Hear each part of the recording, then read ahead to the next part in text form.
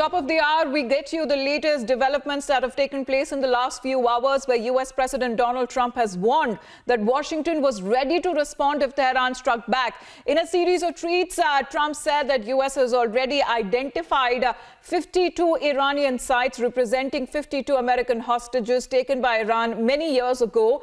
The 52 targets include some very high level and important to Iran and the Iranian culture. Trump, however, did not identify the targets, but added that they would be hit very hard and very fast. The President of the United States took to Twitter after the pro-Iran factions ramped up pressure on the U.S. installations across Iraq with missiles and warnings to the Iraqi troops, part of an outburst of the fury over the killing of General Soleimani, described as the second most powerful man in Iran.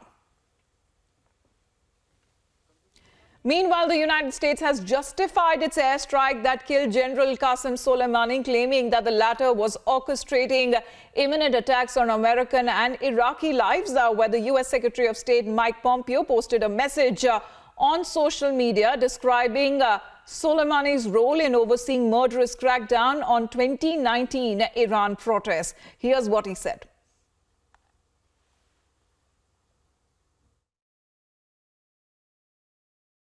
Well, there's always multiple reasons for timing of events. In this case, we had watched Soleimani and his IRGC forces, as well as their proxies, the Shia militias in Iraq, engage in ever-escalating activities that threatened American lives. We've seen it for months. We saw them take ships from the Straits of Hormuz.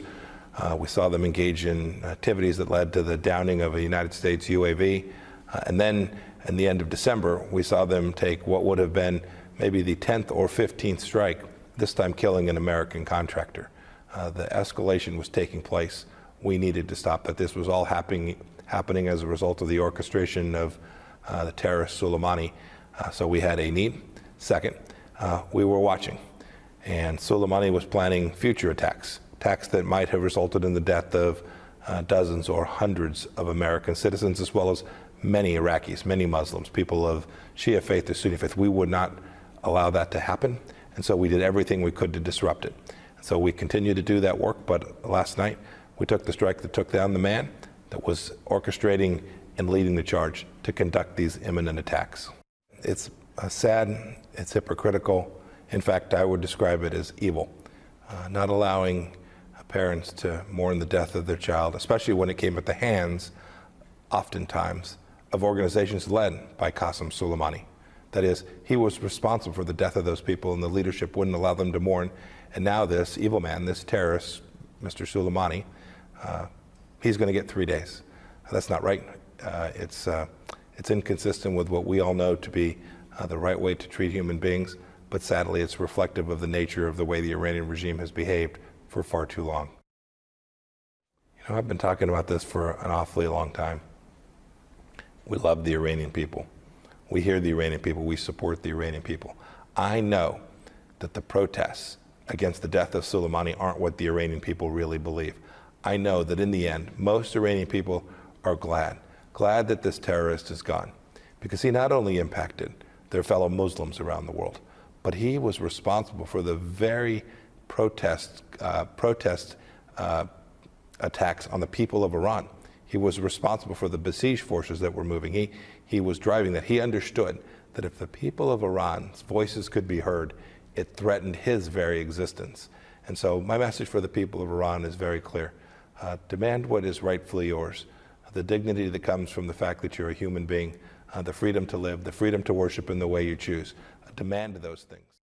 So just a day after the U.S. airstrike killed Iran's General Soleimani, U.S. bases and embassies in Iraq were targeted by Iran-backed militias as well. We are talking about the 4 rocket attacks that were reported in Baghdad. Here's a report. 2 days after the U.S. drone attack killed Iranian Major General Qasem Soleimani, a deadly missile attack targeted the U.S. in Baghdad. Missiles from the Katyusha rocket struck the green zone near the U.S. Embassy in Iraq's capital city. After the missile attack, U.S. choppers were seen above the green zone. A second strike targeted the Balad airbase housing US troops in the north of Baghdad. And within minutes, fighter jets were spotted over the airbase. 400 kilometers away, another attack targeted the Kindi military base in the city of Mosul.